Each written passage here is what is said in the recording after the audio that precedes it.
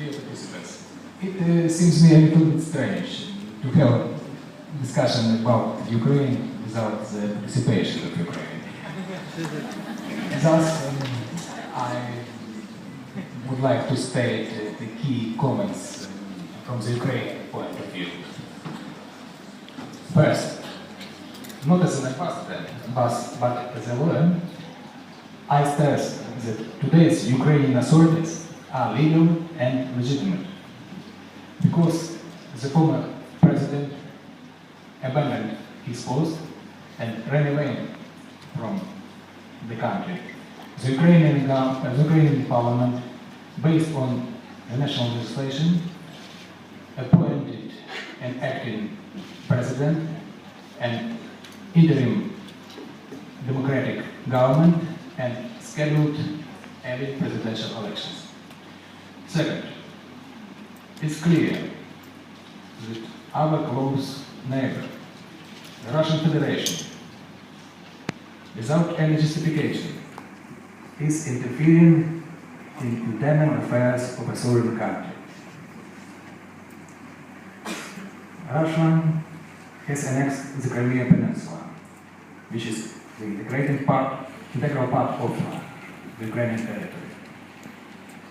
It has concentrated military on the Ukrainian border and is blackmailing us. It is sending agents of Russian special forces to destabilize the situation in the eastern part of Ukraine where the Russian speakers live. It is leading a massive propaganda war. The evidence of this has been made available by the Ukrainian security forces. Third, what can Ukraine do in this situation? We are especially grateful for the unprecedented international support, including Indonesia's voice. But the international community is limited in its capacity to respond. Ukraine has duty to defend itself. The anti-terrorist operation taking place in the eastern part of Ukraine has been recognized by the international community as necessary and legitimate step. It targets strictly terrorists, not peaceful population. As to, in accordance with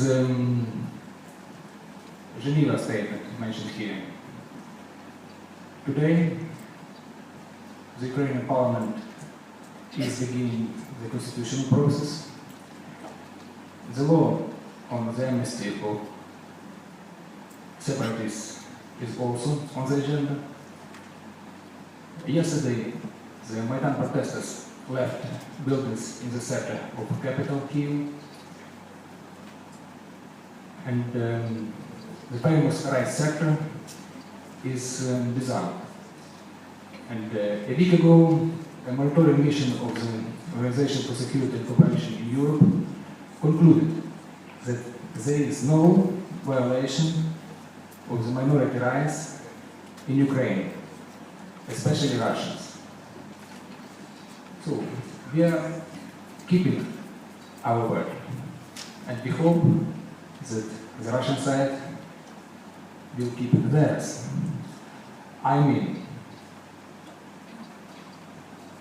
withdraw Russian military from the Ukrainian border, remove agents of the Russian special forces from the Ukrainian territory, call on separatists on the eastern part of Ukraine to lay down their weapons.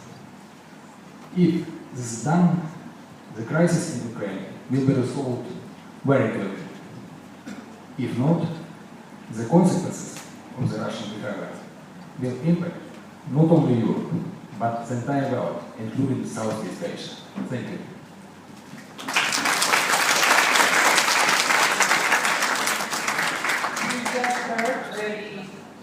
important delegation from distinguished ambassadors from the Russian Federation and the United States of America and Ukraine. We are very honored to have you with us. And I would like to